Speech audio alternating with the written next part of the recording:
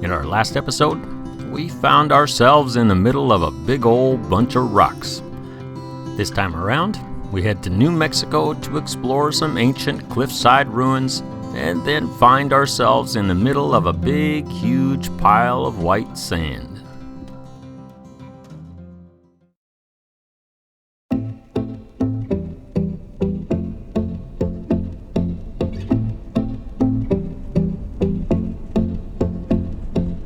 Well, we're just about to get to the Gila Cliff-Dwelling National Monument, and I gotta say, I'm pretty excited about this one. I love this kind of stuff, but it is freezing cold. First snow we've seen this year, and it happens to be in New Mexico. New Mexico at this point is nothing like I thought it would be. Mountains and trees and snow! I thought it'd be all desert. But we're going in, and I'm excited.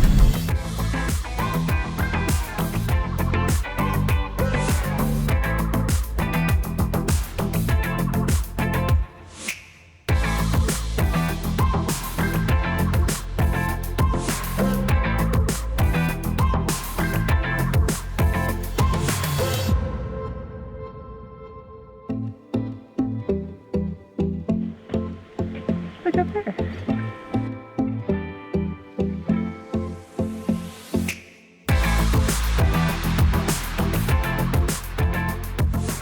It smells so good here. Crisp and clean, fresh bit of rain.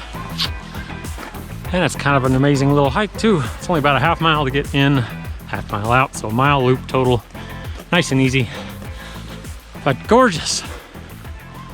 And actually the road getting here, that was pretty slow going, pretty windy, up and over some passes. One of the most beautiful drives ever, especially with the snow and the fall colors. The drive alone was worth the trip.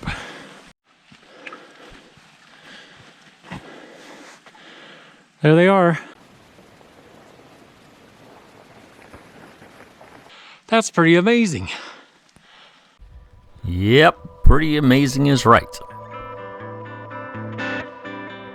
Built sometime around the year 1275, this series of interconnected caves would become a temporary home.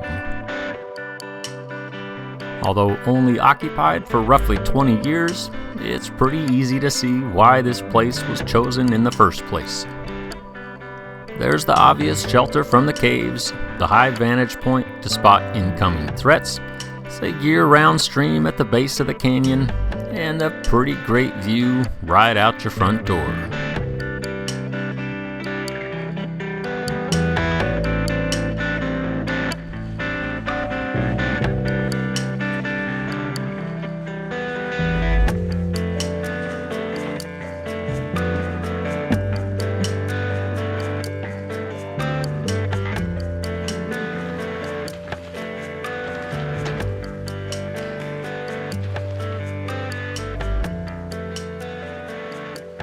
Well, this place is kind of amazing, and it's huge. A lot bigger than I thought it would be. There's something like 40 different rooms in these caves, 6 caves, 40 rooms, and some of these little structures are pretty enormous and amazingly well preserved. Yep, still standing hundreds of years later.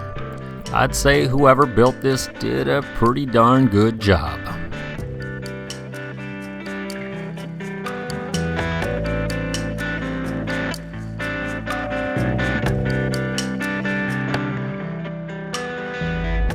Although the Gila cliff dwellings aren't as large or nearly as vastly spread out as places like Mesa Verde in Colorado, this place is no less awe-inspiring.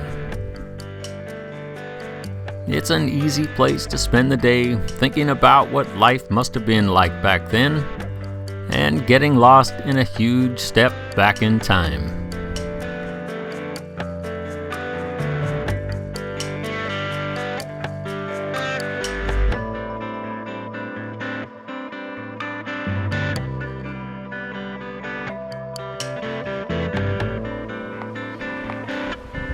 It's like Mesa Verde, modern Mesa Verde, but it's like a quarter of the size.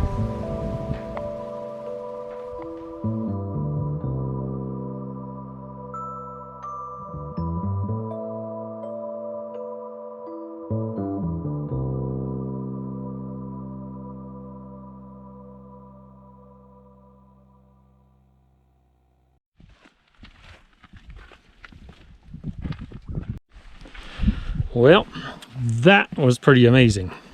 The fact that you can just roam around in there, can't beat it. But if I were living way back almost 1,000 years ago here, I would have picked one of those spots. And the view out your front door, not too shabby.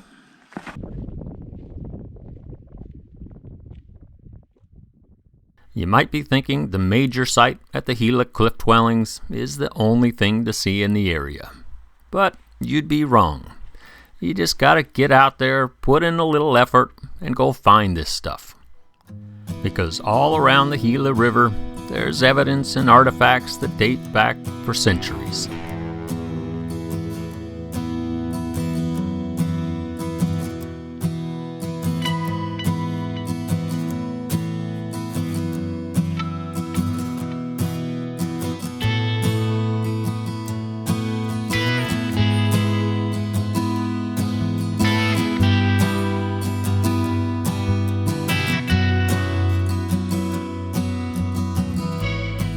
Well, we're only a couple of miles from the cliff dwellings, and we're on the hunt for pictographs.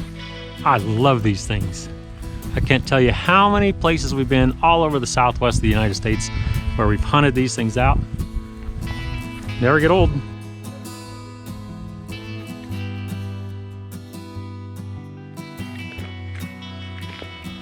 Well, we found them.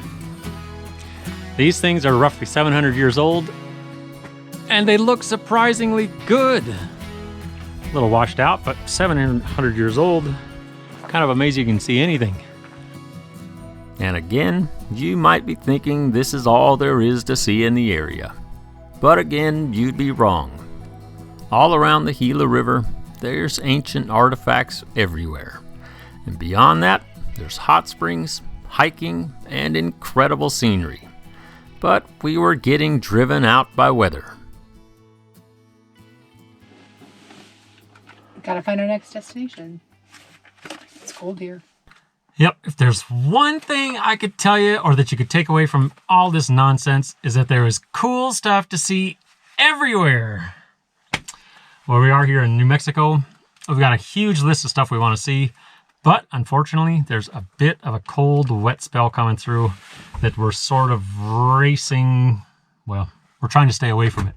Tonight, it's supposed to be mid to low teens and a threat of a fair bit of snow. So this area we're at right now, we're trying to get out of here. Kind of a bummer. So I guess this is kind of a reconnaissance mission. We'll be back because it's awesome. One of my stickies. We did it. We made it. Nice job, Brenda. Thanks.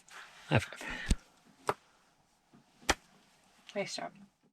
With a bunch of snow on the way, we left this place behind, and the following day pulled into here. Turn right, then you'll arrive at your destination. Well, we made it. This is the White Sands National Monument in New Mexico. This place here has the largest field of gypsum sand dunes in the world. In the world! You gotta see that. Kind of excited about this.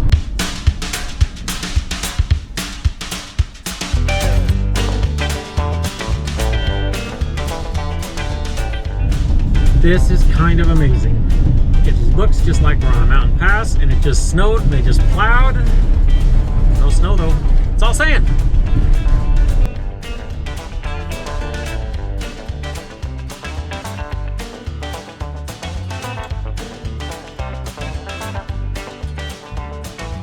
Just like it's fall. Let me show you.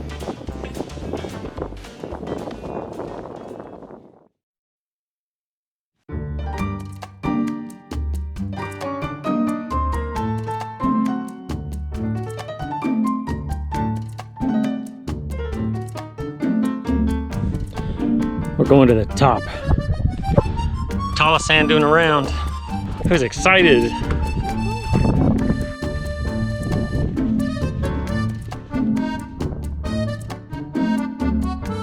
At a total of over 275 square miles, this place holds a whole lot of sand.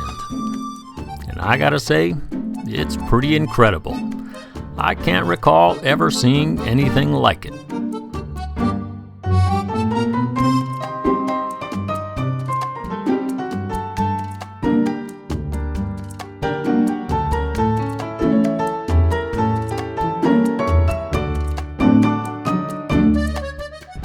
sand is actually pretty interesting to walk on. It's firm. It's kind of like walking on a wet sandy beach. It's not like normal sand dunes where you sink up to your ankles. It's tough to walk. Piece of cake. It's kind of nice. You can get all the way to the top.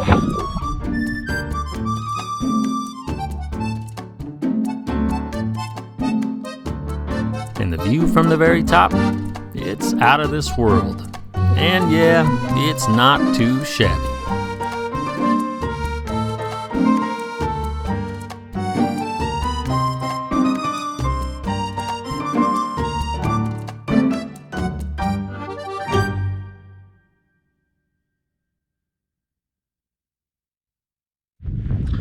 Well, this place is pretty amazing. I don't think I've seen anything like it. We've been to lots of sand dunes though, but never one like this. Pretty cool. White sand every direction, everywhere. But before we could leave this place, of course, Brenda had to find herself a pristine patch of sand and make a self-portrait.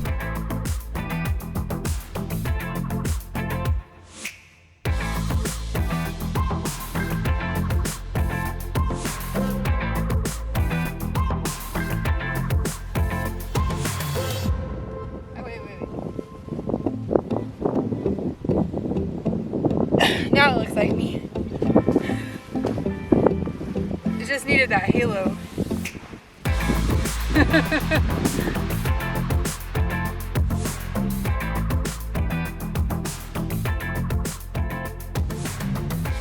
But I think that's about it for this episode. As always, thanks for watching, and we'll see you next time.